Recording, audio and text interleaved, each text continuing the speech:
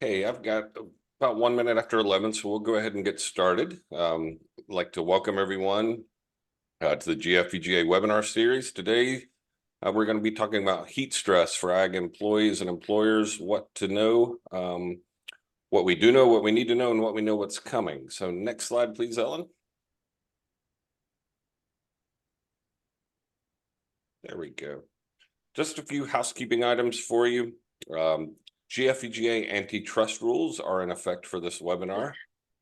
The webinar is being recorded and will be available after today's episode at the GFVGA store on gfvga.org. We may also have some other options, YouTube, that we'll let you know about as soon as we finish. Reminder to please self-mute during the webinar. If you have a cell phone close by, please put that on silent. Our plan is you can submit written questions at any time in the question and answer box, and we will go through those during the presentation if they're timely, and if not, we'll save them for the end of the conversation and do a run through question and answers then. So next slide, please. Just a little bit about Georgia Fruit and Vegetable Growers Association. I think everybody knows who we are, but we're a nonprofit trade association for growers and packers and shippers.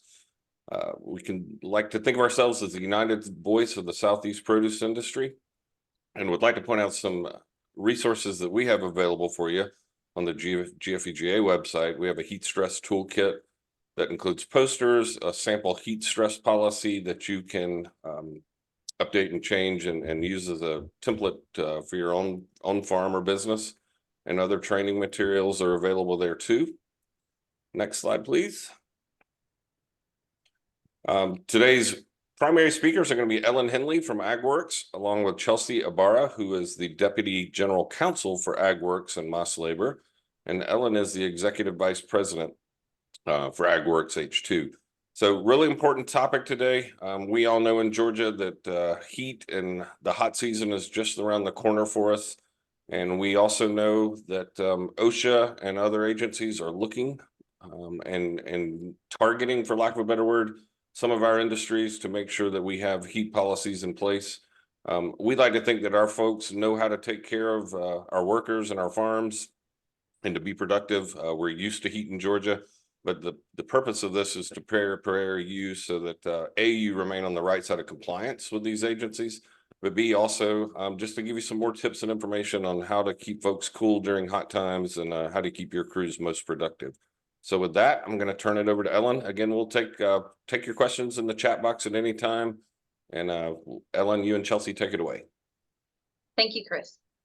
So we're going to be talking about heat stress today, policies, how to prepare yourself, what to expect. We're going to go over heat plan requirements, recommendations, what to do if OSHA shows up, and give you some resources. Okay. Why do you need a heat plan? So a couple of things here.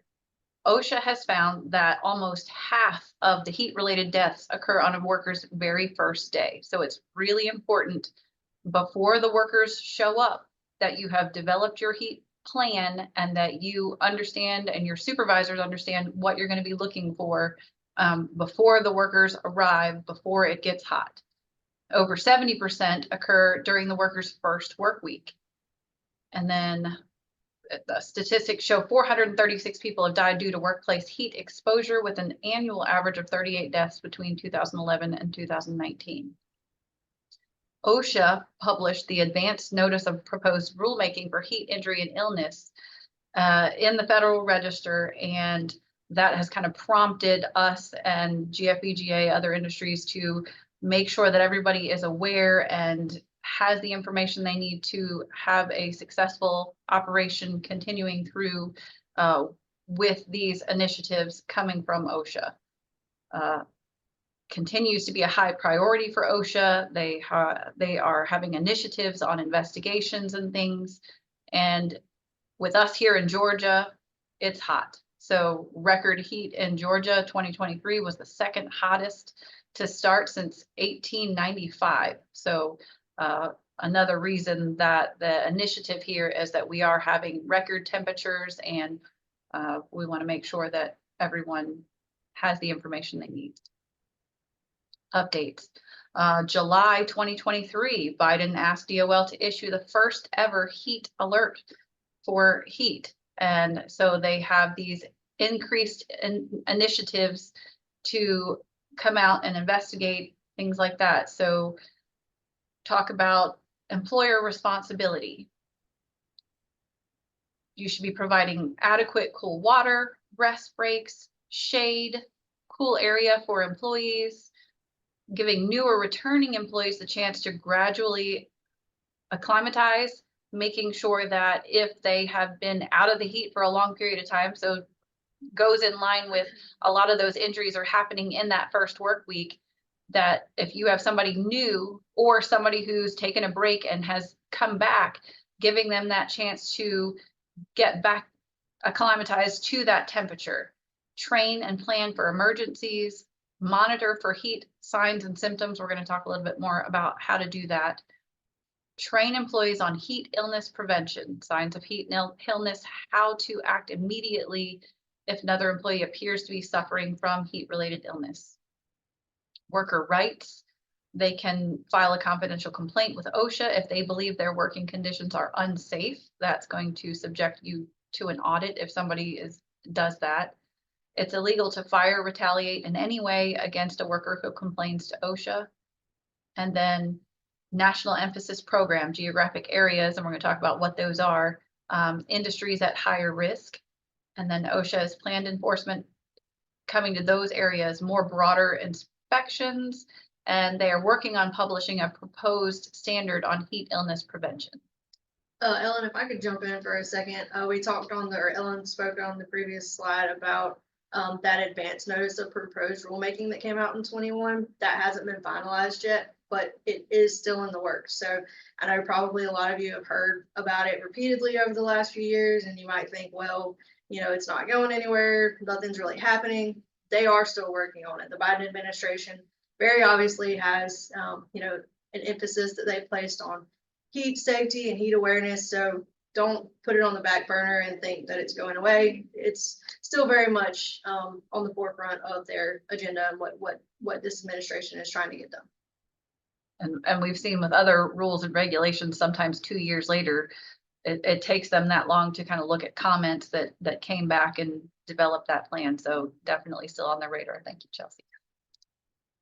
Okay, national emphasis program. So these are the industries that they are specifically targeting right now. So if you are cattle ranching and farming, support activities for crop production. So that's going to include cotton gins and other industries that are supportive to agriculture, vegetable and melon farming, fruit and tree nut farming. So if you are running a company and you are falling in any of those particular occupations, they are specifically saying that they're targeting you as part of this initiative. So compliance, safety, and health officers should require during inspections regarding the existence of heat-related hazard prevention programs on heat priority days. So basically OSHA is saying when these officers come out, then they're going to be looking at your place. They want to make sure they're looking at a heat priority day occurs when the heat index for the day is expected to be 80 degrees or more. That seems really low, but when you take into consideration other factors that we're going to talk about a little bit later in the slides, that temperature is kind of what they're looking at. Is it 80 degrees? You'll see in other places they're looking at 70 degrees, but definitely even at those lower temperatures, you're going to want to make sure that you have these plans in place. So they're kind of emphasizing that for 80 degrees specifically here. Area office will assess the potential for heat-related serious illness and injuries that may exist indoor, outdoor work. They're going to be looking at programmed inspections, and they should occur on the days that a heat warning or advisory for the local area has been issued. So if you are in an area and you are in one of those industries and there is a heat warning that's out, then you have a much higher percentage chance of somebody coming out to do an investigation at your place. So you want to make sure that, especially on those days, that everybody knows what to do, you have all of your things in place, and that you're prepared in the event that an investigator shows up. Another source for heat inspections are referrals from the wage and hour division. So anybody using H2 knows that wage and hour can come out and inspect at any time.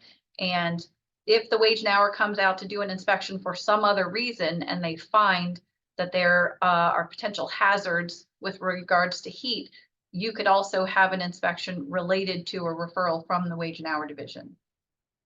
When the weather is hot or a heat alert is issued, wage and hour is encouraged to coordinate with OSHA by providing information on heat-related hazards and making timely referrals. So considerations for a heat plan. So definitely need to have a heat plan in place, a written plan. And there's an example here on the website that's on this deck that Beth will have available. Someone at the work site should be responsible for monitoring the conditions and implementing heat plans throughout the day. Consider having a crew leader, a nursery manager, anyone with proper training, having that, monitoring those conditions regularly. Proper training means knowing how to identify and control heat hazards, recognize early symptoms of heat stress.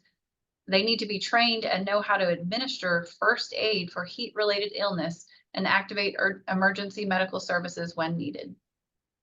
Workers returning from extended leave, again, most of these heat injuries are happening when somebody has been out of the heat and then comes back. So when workers are returning from leave, they may also be at increased risk. You want to make sure that you've identified that in your plan and kind of what you've put in place. And then plan ahead for first aid situations. Think about medical assistance. Who will you call? How long will it take? Those types of things. So knowing if you've got fields or places where workers are working that are far away from any type of 911 or whatever that is, making sure that you have enough adequate supplies that you can cool the workers down and you have a plan in place, taking all of that into consideration. Now, one of the things that was introduced here is the wet bulb globe temperature. So normally when you are looking at the weather and you're getting, today it is supposed to be 85 degrees. That is the temperature in the shade without taking into consideration any of the additional factors that OSHA wants you to look into when you're measuring what type of heat stress that the conditions are putting on workers. So this is an indicator of heat-related stress on the human body, takes into account temperature, humidity, wind speed, the sun angle, and cloud cover. So this particular, you can buy one of these on Amazon. They're pretty readily available. You can get one that's not quite this fancy for about $100 on Amazon that will give you the reading of these particular things. It is different from the heat index. Like I said, when you are looking at the temperature, that's giving you the temperature in the shade and it's not taking these other things into consideration. So there's also a resource where we're going to show you in a minute, like a kind of a simple calculation. There, number one, they would much prefer you to have the wet bulb globe temperature. Number two, you could go take the temperature and have your other factors and go on this calculator and figure out kind of what the heat stress is on the workers. I've got another link here on that. Oh, can you go back 1 second? Sure. So at the bottom is an OSHA heat safety app. That's a really simple thing that you can download on your phone, and you can get it on your supervisor's phones or whoever you may have that you are actually designating to be the person that is implementing your safety plan. Make sure they've got it on their phone. It's just a really good tool. It's pretty easy to use to sort of supplement your efforts in your heat safety plan. Yes, thank you, Chelsea. And also that app will download in the language that's on the person's phone. So if their phone is in Spanish, that app will download in Spanish for them. If the phone is in English, you can download the app in English. So, and basically you're going to plug that temperature in and it's going to give you OSHA recommendations for that particular day. So that's one more thing that you can do in your heat plan to show that you're looking into what that heat stress is going to be on the workers and have that as part of your plan. Considerations planning for the weather. How to respond when the National Weather Service issues a heat advisory or warning. Remember that they are OSHA is going to be looking for those. They're going to be connecting with other agencies to determine that, and you're going to be more likely to have audits in those conditions, but making sure in your plan you are specifically defining what we're going to do in the event that there is a heat advisory or a heat warning. What additional things are we going to put in place? What can we do? And then how will we determine if the total heat stress is hazardous?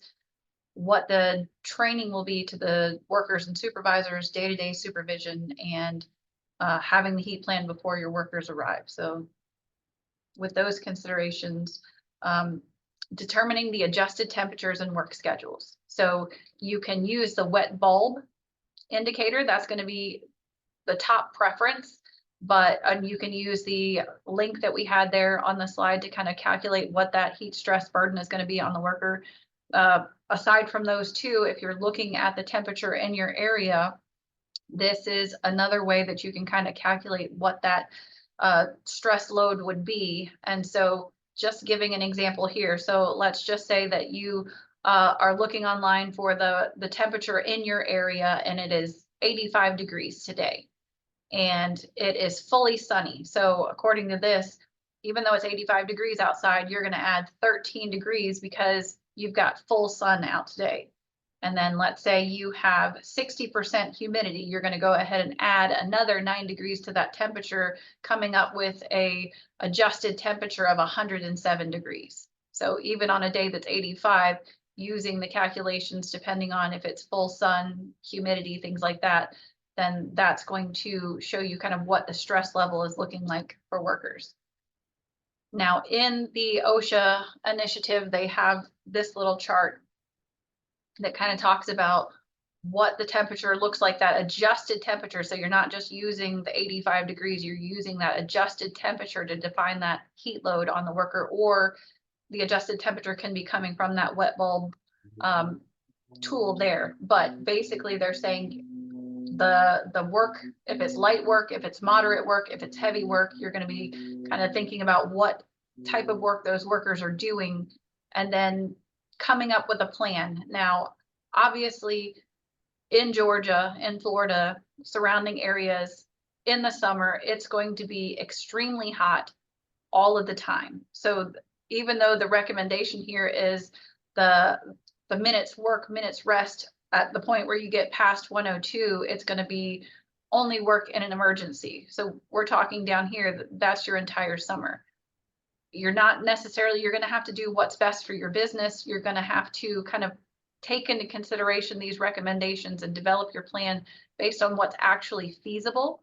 And so we'll talk about a couple other things that you can do, but this is what they have recommended on their website here. And then Ellen, if I could just add in, those temperatures that you see are actually based on those adjusted temperatures that Ellen was just talking about. So whenever you look at this, you can't think about 95 degrees that, you know, maybe the Weather Channel says it is. You've got to think about adding in those other factors that Ellen just talked about, the humidity, those things. But if you are using that wet bulb globe temperature, that should be the adjusted temperature. So you can, whenever you're looking at this chart, either use that wet bulb globe temperature or do those adjustments that Ellen just did, where you do the whole math problem to figure out what the adjusted temperature is, and then figure out what the suggestions would be from OSHA for your work schedule based on that. Thank you. Ellen, may I pose a question? In the absence of a standard or the rulemaking that has been promised since October of 21, these are recommendations, recommendations only. So in the case that, you know, that first time where we get a cutoff at 100 degrees, moderate or heavy work, that's not a requirement that you have those rest periods. Can you get in trouble, or is there anything that can come back on the grower if they're not following this schedule when it gets that hot? So when you're really going to see this come into play is if you have an injury or illness at your business. So if you have somebody that has a heat stroke or, you know, some type of heat related injury, OSHA is going to be looking at what the recommendations are. And if you're not doing what's recommended, then what have you put in place that is going to help make sure that those workers are not under heat stress? And those are a couple of things that we'll talk about, what you can do to monitor the workers to make sure that they are staying safe and things like that. But if you are not going by what is recommended, then you'll need to make sure that you're specifically addressing how you are caring for your workers and what you have put in place to ensure the safety of your workers. So you will see this if you, hopefully that you don't have any type of heat related injury or illness, but if you do, you will see this chart again, and they will want to know, if you didn't go by these recommendations, what did you put in place to ensure the safety of the workers? Okay, main elements of heat illness prevention plan. So in your prevention plan, you want to make sure, number one, that you're training your supervisors and workers on what to look for. That's going to be your first line defense in making sure that your workers are staying safe, and that if you do get an audit, if you're audited and they come out, they want to know that your supervisors, whoever's out there, knows what to do. They know the signs and symptoms. Make sure that those workers are trained to identify what that heat illness looks like, and in first aid in the event that it's needed. Make sure that your plan is including monitoring the weather and workplace conditions.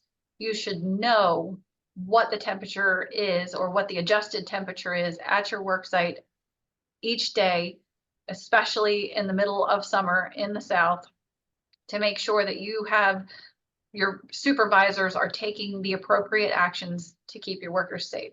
Conduct a heat hazard assessment when the temperature exceeds 70. So that's where I said you're going to see the 70 here later on, where the 80 is kind of the initiative, but 70 is where they're saying, even at 70 degrees, they want you to start taking a look at that temperature, look at those heat hazards, and just make sure that there's not something in place that is going to make that temperature rise to a level of causing heat stress. Implementing heat prevention, illness prevention strategies. So based on the risk, and we'll talk about a couple of strategies that you can put in place. I think we have a couple of slides to talk about that, and then anything that I don't see in the slides here, we'll kind of talk about at the end on additional things that you might be able to do to be prepared and help your workers. Plan for heat-related medical emergencies. Ensure adequate supervision. So first aid and medical services are readily available in the event worker suffers from heat illness. So making sure that you have the materials there. So let's just say that somebody has overheated.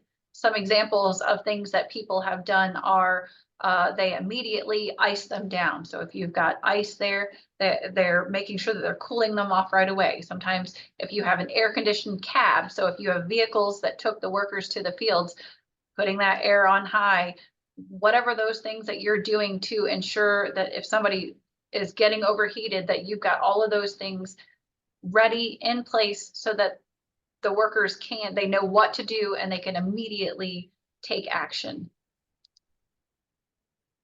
Employee training and responsibilities.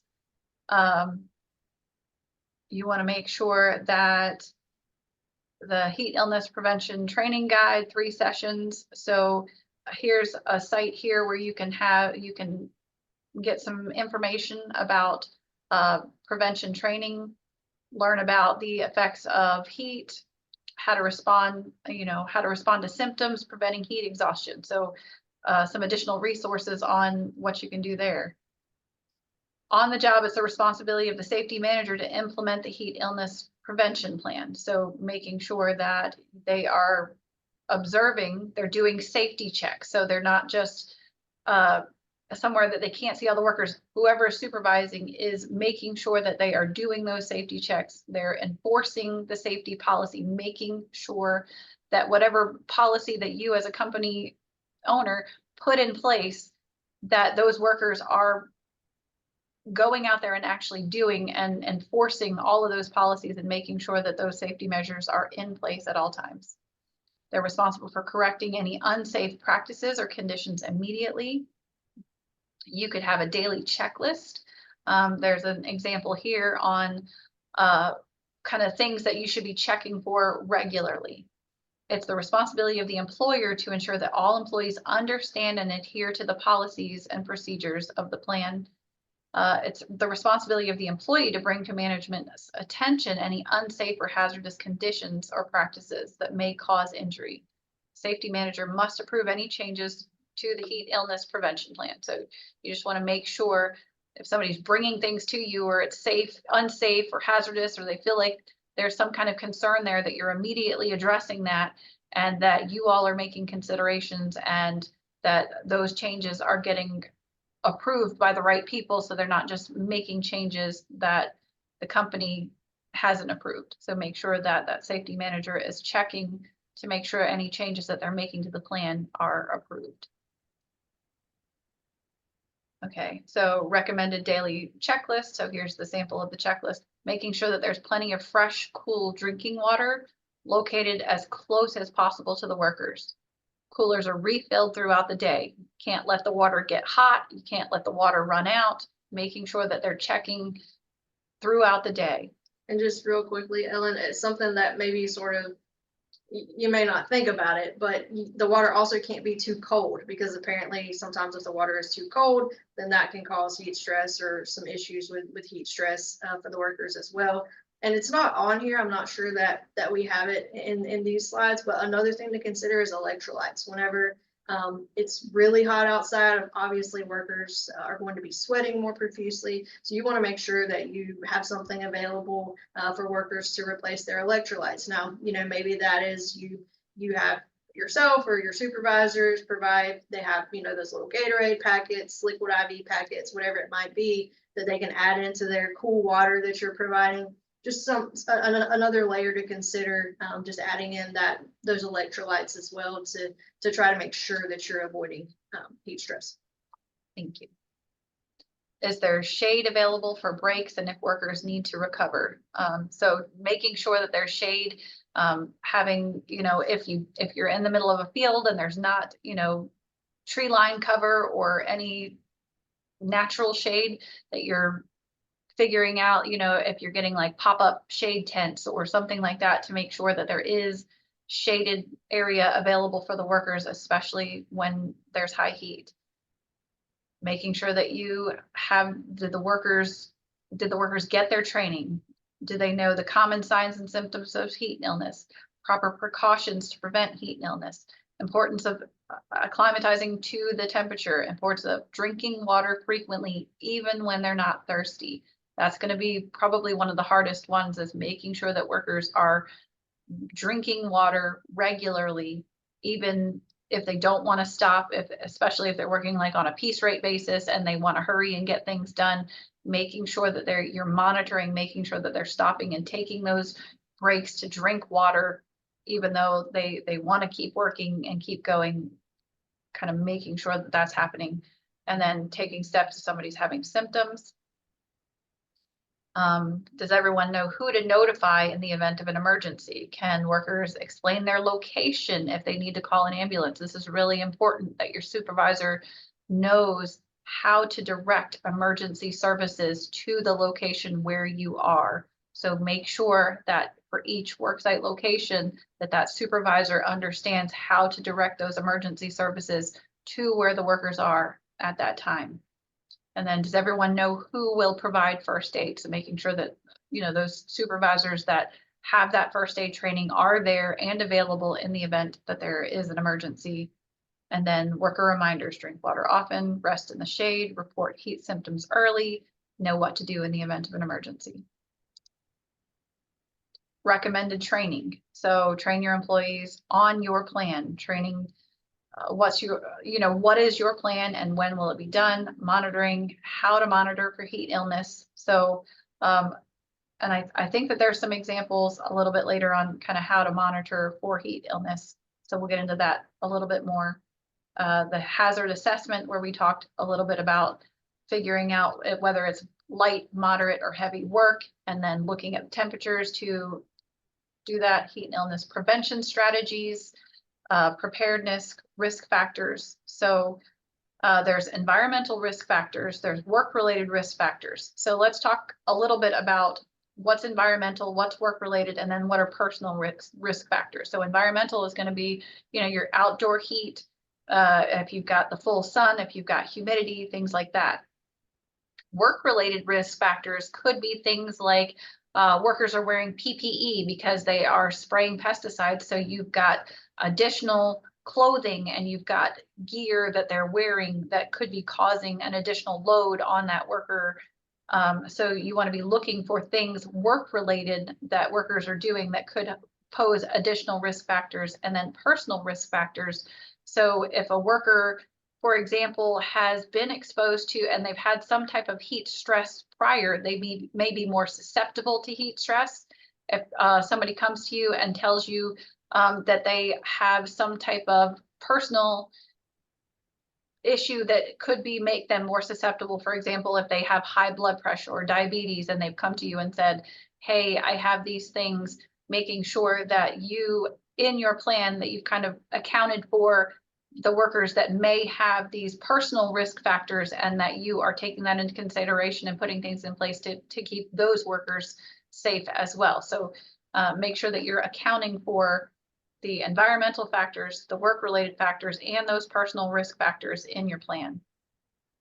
How the body handles heat, getting acclimatized, consuming water, importance of rest breaks and shade, and then heat-related illnesses, including preventative measures, signs and symptoms, first aid treatment, and reporting requirements. Recommended training, so monitoring weather and workplace conditions. We talked about how to monitor that. Recommendation, the National Weather Service should be used to monitor weather conditions. So if you are not using the wet bulb tool there, then you should be looking at the closest weather station to the worksite location and using the National Weather Service to get that baseline before you start calculating for the adjusted. So you don't just want to use a general temperature for the state or what have you. You want to make sure you're using what's closest to you from weather.gov.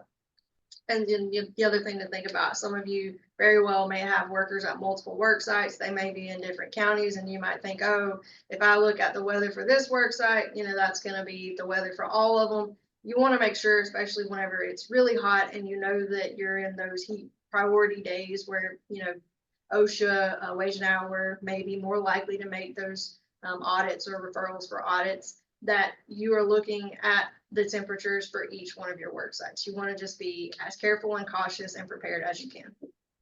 Right, and then going back to the weather information for the heat hazard, that wet bulb tool will take all of these things into consideration. That link that we added on here will also take into consideration air temperature, humidity, wind speed, barometric pressure, longitude and latitude, cloud cover, so you can enter those into the website there.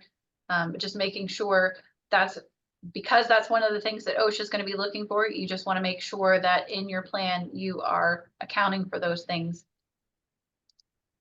in there. Recommended investigation of incidents. So all incidents that result in a worker suffering from heat-related illness, regardless of the nature, should be investigated and reported to management. Keep in mind that if it's something severe, so if a worker is hospitalized, that you are notifying OSHA within 24 hours. If there's a fatality, you only have 8 hours to notify OSHA. So make sure that your supervisors are understanding of what those requirements are, putting them on your OSHA 300 log. So anytime you have injury at the workplace, that you should be completing that on your OSHA 300 log there as well. So document as soon as possible. Have a worksite incident form. So that way, if your supervisor is kind of reporting what happened, you want to collect all of the relevant information. So the suggestion is that you have a worksite incident form. And then if the incident occurs, you review the plan afterwards to make sure that your plan is sufficient. So anytime you have any type of injury, you want to look at your plan, you want to look at your injury form and see, was there something that was outside of our control? Did we follow the plan and it didn't work? You want to make sure every time you're reevaluating that plan and making sure that you're taking those things into consideration. So this is a sample worksite incident form where it's asking the information about that particular day. What was the temperature? What was the location? Were you able to interview the worker? And then provide the description detail of the incident. So making sure that you're documenting kind of what happened right then, and having all of that information in the event that OSHA comes out, you can have all of that information available to show that you were aware of, what the temperature was, you had your policy in place, all of those things. So sample form there, and then identify, describe any factors that contributed to the incident. So did somebody fail to follow safety procedures? Was there some type of faulty equipment, machinery, or tools? An unidentified heat stress hazard. So did somebody have a personal factor that they did not disclose that caused them to be more susceptible to heat? The work environment and conditions. So those are all on the sample form here. Training example. So there's heat index training example that just gives you a link of some additional resources. And then heat index triggers. So this is just kind of like a little map here on, 70 to 91 degrees, lower risk, and talks about no limits on self-paced work. Employees should drink water throughout the day. Supervisors should be monitoring and observing workers. And then you'll see as the temperatures get higher, it's talking about, recommendations for employees and supervisors. You can see down here at the extreme risk, work is limited to critical functions, drink at minimum 4, but no more than 6 cups of water per hour. Assess the work closely, provide employees with personal cooling measures. So, if you have extreme temperature and the work is critical, they need to be out there, considering what additional things that you can do, having, the cooling vests, or having those rest breaks. Have you considered moving some of the work to a little bit later in the day? I understand sometimes you can't work in the dark, you can't work, before the dew dries up on the crop. It just depends on your operation. Making sure that you have the buddy system in place. So a lot of times, and this is just from hearing what people have kind of given us examples of when workers have had severe heat illness. A lot of times what a worker will do, their first instinct is to kind of go to the side away from everyone else and lay down somewhere. Making sure that you have that buddy system in place, because the supervisor might not be able to see all of the workers at all times. If a worker starts to feel bad and they go off somewhere and the supervisor and the crew loses sight of that worker, that's when you have a high chance of bad things happening. Putting that buddy system in place and saying, like, hey, you watch for you watch for you. And if somebody starts to have those signs and symptoms, then that extra level of support where the supervisor might not be able to see everyone, but they're taking care of each other. So consider putting something like that up. Setting up shade canopies. Never leave the employees unattended, making sure that somebody is there watching. Use thermometers. So one of the things that you can do during those rest breaks is have thermometers available to make sure that those temperatures, the workers' temperatures, are not rising, above a level that is safe. One of the other things that I've seen that could be helpful is you can buy cheap devices that measure pulse, and just making sure that before they leave that rest break, that their pulse has kind of come down, that their temperature is within a good range, that their pulse has come down, so their body is not showing those signs of heat stress. So kind of having those things available, making sure that the workers are using those, especially when you're on an extreme risk day where there's nothing you can do. The workers have to go out, you've got crop that has to be planted or harvested, work that has to be done. Just make sure that you have those extra measures in place on those days to monitor the safety of the workers. Okay, training the employees to know the difference between heat stroke, heat exhaustion, heat cramps, fainting, heat rash. So one of the things, it's very hard to tell the difference between heat stroke and heat exhaustion.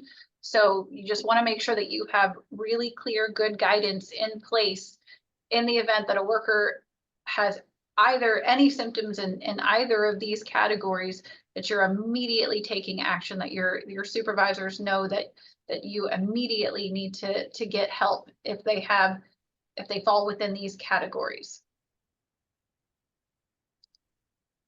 posters. So I think in the next couple of slides, we have samples posters. I think GFVGA's link that they've got those posters for you that you can download and get. But just making sure you have the posters up in a visible location, and make sure that you have the OSHA resources in Spanish if your workers don't speak English. Some sample posters here.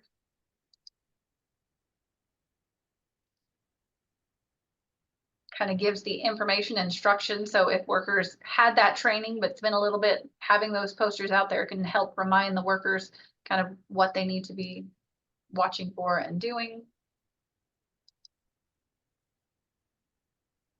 Ellen, I just remind everybody, A, they can submit questions into the chat box, but B, if you'll open that chat box, there are lots of links that we have posted as we've gone through today's webinar. And after the webinar, when we send out the slide deck, you'll also get all of these links again. So we will be sharing those with you. Thank you. Okay, what they might be looking for. So what OSHA might be looking for in an investigation. So OSHA shows up, you're in one of those industries, Wage and Hour has referred them, or they just, come because they were in your area. Number one, is there a written program? Make sure, if you do not have one today, that very soon, before your workers arrive, before the temperatures get too high, make sure you have a written program in place. Make sure that they're going to be looking at, how did you monitor the temperature? So if you just looked at the temperature in some random place, didn't take into consideration the wet bulb, the calculator, the humidity, all of those things, you want to make sure that your plan, you have some way that you're monitoring the temperature and the adjusted temperature. Making sure that there's cool water, easily accessible. Did the employer require additional breaks for hydration? So did you make sure that your supervisors were enforcing the plan, enforcing the breaks, whatever you have in place? Is that actually happening? Were there scheduled rest breaks? Was there access to a shaded area? Did the employer provide time for new workers or returning workers that have been out of the heat for a while to get re-acclimatized to the heat? Did you have a buddy system in place on hot days? Were there administrative controls used, earlier start times, job rotation, limit to heat exposure? So anything that you could have done to limit the amount of time the workers are spending during those hours of the day that have the highest heat, what did you put in place? What did you consider? All of the options, and make sure that whatever you did was the best that you could do to take into consideration those things. Did the employer provide training on heat illness signs, how to report symptoms, first aid, how to contact emergency personnel, prevention? So if you're audited, these are the bullets that you want to make sure that you have specifically done these things. In addition, you're going to want to know that there was heat advisory. They're going to be looking at that themselves, but you should be aware if there's a heat advisory. So if OSHA's there and there's heat advisory, you should know about it if they're asking you about it. And then they're going to be taking into consideration if the workers were wearing heavy or bulky clothing or equipment, those work-related factors. So making sure that that's in your plan. If you have PPE or some other type of things that are particular to that job, that you have accounted for that in your plan. And then, yeah, they're also looking for the length of time that the worker is continuously or repeatedly out in the heat. So just making sure that, like it's got here, that did you change the start and stop times? Did you give breaks? Did you do everything that you could to limit that heat exposure? And then we've got some additional resources and links here as well. Chris, I'll turn it back to you. Okay. Ellen, can I post a question to you? And I don't want to beat this horse to death, but I look at it from a risk management standpoint. I'm a farmer. If I'm a farmer in South Georgia and my operation there are several ways that OSHA might show up. One could be an employee generated complaint. One could be I'm in one of these art industries that OSHA has indicated that they're going to target and visit. Or as you said, wage and hour. might partner up with OSHA as well, especially if I'm working H2A. And I'll just point out for everyone's information too, the report that came out of the ag labor work group from the U.S. House of Representatives this week, their recommendations, one of those was to include a heat standard. So in the absence of that heat standard, a standard can be good and bad, but for one, from a risk management standpoint, it can tell me these are the actual requirements that you're required to do. And then I know where I am in terms of compliance. But when it's recommendations, I could be doing a lot of great things. But if I can't demonstrate that when that inspector comes, then I may be in trouble. And so that's kind of where I'm trying to really caution our guys.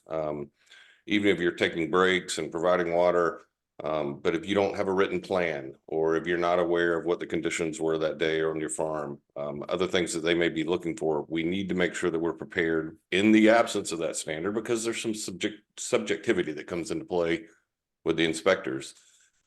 We need to make sure that we're prepared and that we've got those materials, and that we know on the front side that we are in compliance, and not when it's too late when an inspector shows up. That's right. That's right. And it's going to be hard for somebody to develop a plan that's going to work a one size fits all, because there's so many different factors and things that kind of come into play. And really, you can take these general things, but then you've got to look at your company, your industry, and do as much as you can to meet the standards. But then anything that you can do to kind of exceed what a recommendation is. So, you know, if you've got the thermometers and you're also checking pulse, and that wasn't necessarily on there, but that's something inexpensive that you can add to do. And you can say, look, I did everything that was on here. Plus I went above and beyond. I've taken all these things into consideration. We have the buddy system. We've done this. So yeah, anything that you can do above and beyond that works for you and in the industry is going to go a long way in showing in that investigation that not only do I understand the heat risks, I care about my workers, and I put all of these things in place above and beyond to ensure their safety. Okay. We did have one question submitted, Ellen. I don't know, we may have to think on this one, but the question was, do the OSHA requirements also apply to nonprofits that provide training in agriculture, but do not produce a significant crop for sale? So the recommendations are going to be for anybody, I guess. They're specifically looking at ag industry, I think, here on these particular initiatives, but anybody in a support industry. So like, for example, that code that was I think it was like 1151, those are agricultural support industry. If you've got people that are going outside and visiting farms and subject to the heat, then definitely anybody that has people working outside subject to the heat, or in locations, even if it's inside.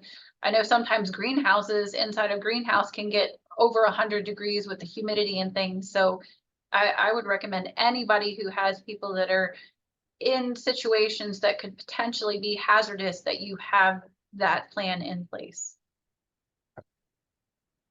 Very good. Well, I don't see any other questions in the chat box. So I think that means you've done a great job, Ellen, but here there's a couple that have come in. First one is, do we have an indication on how OSHA will handle job sites where employers are working in a structure like a packing shed or a barn?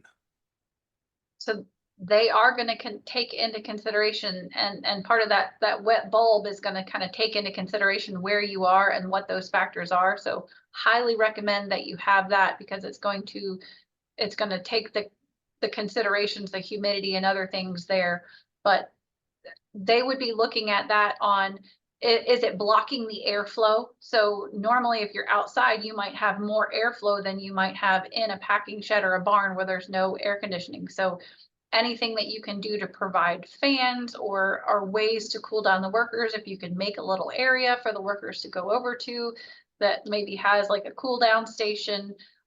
So they will be taking into consideration, if it's an indoor place, what are those additional factors and what does that look like for the workers in those situations? Fantastic. All right, well, let me wrap us up with just a couple of announcements. Thank you again to Ellen and her team for joining us today and presenting this great information. Upcoming webinars on our schedule: April 9th, We will have a state legislative recap. This will be, I think, the second or third year that we've done this, but this is in conjunction with the Agribusiness Council. And I believe we've got commitments from Chairman Robert Dickey, Chairman Russ Goodman, and Senator Sam Watson that'll all take place in that session, in which we'll recap what were some of the hot issues that they dealt with this session in Atlanta on state issues. On May 7th, we'll have a food safety webinar. August 13th, looking at an ag labor topic, and then October 8th, looking at the import issue. Couple other important dates to throw out. The Georgia Ag Labor Relations Forum. Typically that has been held October, November in the Tifton area. We are looking at moving that to August of this year. So stay tuned for announcements there back in the Tifton area. Southeastern Regional Fruit and Vegetable Conference, January 9th. That should be the 11th of 2020, 9th through the 11th of 2025. We'll be back in Savannah. So we've got a lot happening all across ag labor, and this is an important part of that. And as we all know, we're coming up into summer, so trying to get you prepared for that, trying to look forward to those other issues that will be coming out. So with that, I don't see any more questions. Again, look for some follow-up emails from us with all these resources. Go to the GFVGA website. Certainly visit with AgWorks and H2 and Moss Labor at their website there. And certainly feel free to follow up with us if you have any questions afterwards. So with that, we will dismiss, and hope everyone has a great afternoon. Thank you, Ellen. And we'll look to hear from you guys soon. Take care, everyone.